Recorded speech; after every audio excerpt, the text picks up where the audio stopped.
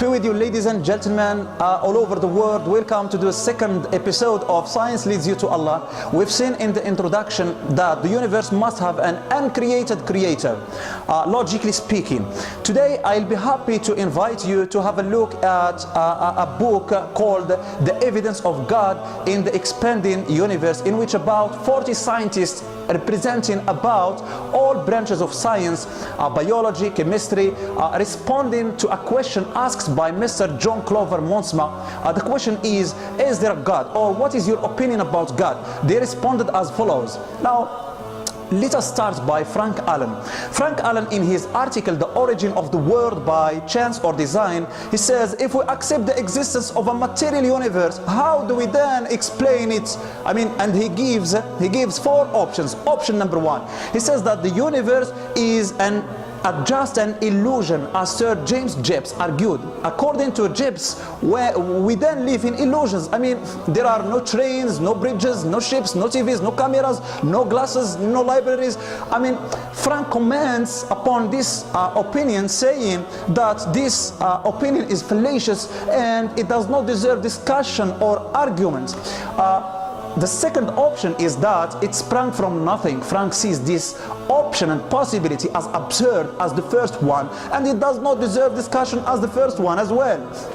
The third option is that the universe is eternal, and that is, it has got no beginning. Frank comments that the laws of thermodynamics shows that the components of the universe lose its temperature gradually, and it's going undoubtedly, necessarily to reach the degree of the absolute zero. He continues, which is a proof that the universe began at a certain point, therefore it was made by a maker.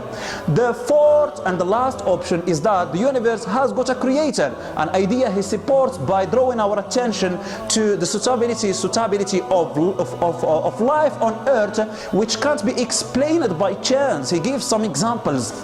Number one, earth rotates around itself in the space which results in the succession of day and night. 2. It runs around the sun once a year, which results in the succession of seasons. 3. Gas was covered, including all gases necessary for life, surrounds the earth. 4. This cover protects its temperature and in appropriate limits. 5. Rain is the source of the sweet water. 6. Water properties that ensure life in the seas and the rivers. 7. The soil includes all necessary elements for plants, which in its turn turns to food for animals. 8. The size of the earth and the exact distance to the sun, its rotation speed around the sun. 9. The complex, and the last example he gives, the complex structure of proteins is the structure of proteins is mind-blowing. The Swiss mathematician scientist Charles Eugene Jay calculated the possibility of producing one protein by chance to be 10 to the power 120. Producing one protein by chance, billions of years are required. He estimates to be 10 to the power 243. All these facts, according to Frank, and complicated matters can't be explained by the theory of chance. Instead, there is a boundless mind, Frank calls God, who created the matter and instilled life in it, the great miracle, and instilled life in it, and prepared earth to receive life. The second scientist is Merritt Stanley Congdon. In his article, The Lesson of the Rosebush, he wonders, how can we explain the design? How can we explain the design in the universe phenomena? The relationship of the causality, integration, harmony, and balance. How does this universe work without a creator who created it and runs its matters? He adds, the whole universe proves the existence of God and his greatness and ability. When we scientists analyze and study the universe, we do no more than observing the signs and traces of the greatness of God. Science is just a study of the traces of God's creation. John Cleveland Catron, in his article The Inescapable Conclusion, he says, I have to agree with completely with Lord Keithley, one of the most prominent naturalists in the world. He says, if you think deeply, then science will compel you to believe in the existence of God. John adds that at the end of the article, he adds saying, no escape from submitting that there is a God who runs the universe. Edward Lothar Kessel says in Let's Look at the Facts without bent or bias, he says the scientific research recently adds to the traditional philosophical proofs new scientific ones. Me as a believer, I welcome these evidences for two reasons. Number one, it deepens our knowledge about God.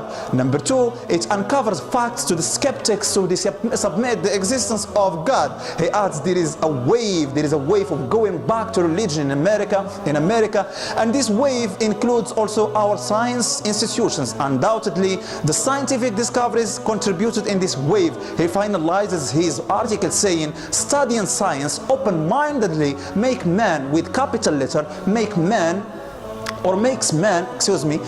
man believe necessarily in the existence of God. Walter Oscar Londerberg says in applying the scientific method, he says, the failure of some scientists to accept the idea of God goes back to two reasons. We mainly mention two. A, the policies and agendas some communities and atheistic organizations follow. Policies aiming at spreading atheism and combating beliefs in God, because believing in God runs against their interests and principles. B, or number two, fanaticism or whims. Paul Clarence Ibersold says in Physical Evidences of God, sound thinking and reasoning impose upon our minds the idea of God's existence. Thomas David Park says in Plain Water Will Tell You a Story, he says, I read organization and design in all what surrounds me. And he continues saying, I am not ready to accept the idea that all this is a result of a mere blind coincidence. This design necessitates a creator whom we label God.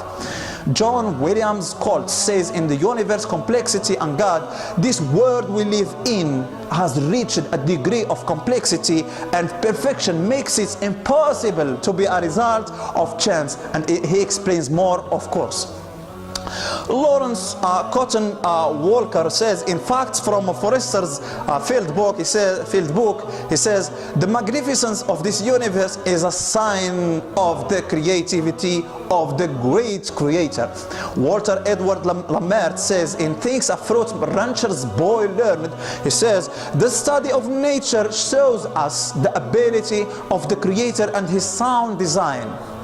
Russell Charles Ernest says in Trillion of Living Cells Speak Their Message, saying, I think that every living cell has reached a degree of complexity makes it hard to be understood. He adds, millions of living cells on the face of earth witness his ability, a witness based on logic, reasoning. Therefore, I believe strongly in God. George Herbert Blount says in the reasonableness of theism, he says, pure mind can't imagine that this design has come out of nothing and chaos. Therefore, any thinking human would inevitably reach the conclusion of God running this universe. Claude M. Hathaway says in The Great Designer, he says, design, organization, order, name it whatever you want. Can't come but through two ways. Number one, chance. Number two, design. He explains, saying, the more complex the design is, the little chance remains for coincidence, where in the light of the infinite can't avoid admitting or submitting the existence of God. Albert McCombs Winchester says in Science Undergirded My Faith, he says, it's undoubtedly that science leads man, capital letter, leads man to better understand the greatness of God. The more man discovers in their field, please focus on this point, the more man discovers in their field and study, the stronger their faith in God gets. Dale Schwartzendrober, I mean, a hard name to mention, I mean to pronounce, says in Wonders of the Soil, he says, denying the existence of a creative designer is as weird to mind as when somebody sees a great field full of beautiful yellow wheat plants and at the same time denies the existence of a farmer who planted it. Lester John Zimmerman says in Soil and Plants, the more I study and deepen my knowledge in the study of nature, of the soil and plants, the more my faith in God increases and I prostrate to Him in admiration.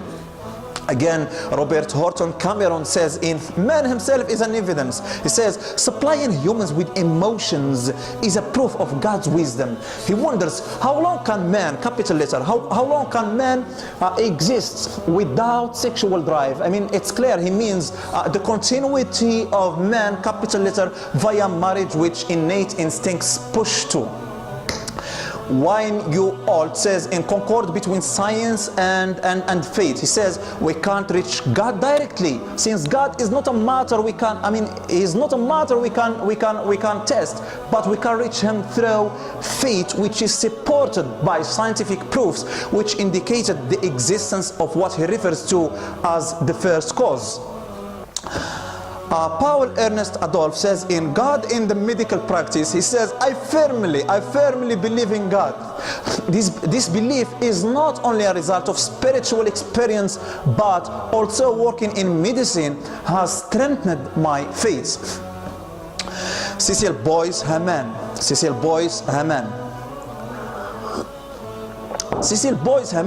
in of Flowers and Baltimore Oriole, wherever I direct my sight, wherever I direct my sight in the world of science, wherever I direct it, I see proofs of design, order, creativity, and a superior creator. Yes, I believe in a creator who created the universe and protected it. He adds, this belief doesn't go back only to the influence of American culture upon me, no, but instead it goes back to the scientific views of the wonders in the universe. Andrew Conway Evie says in the absoluteness of the certainty of God's existence, he says, believing in God is the only means which gives a sense to this existence. It makes no sense. It makes sense to the human existence more than it's a mass of matter or energy. He adds, a denier of God cannot deny the existence of God. A denier of God can't deny the existence of God, but can't present a proof supporting their denial. Ladies and gentlemen, all these scientists consider the existence of a designer, a creative designer, a maker of the universe, consider this fact, this idea, logical. And this idea, this conclusion supports the conclusion we have reached in the introduction, that the universe was and is made by a creator. I repeat, the universe is made by a creator. Hold on, Mr. Sharof, hold on. These scientists you brought are not prominent. What are you saying? Okay, my friend, to be satisfied, the next episode will be for some nobelists supporting the fact. See you. Thank you very much.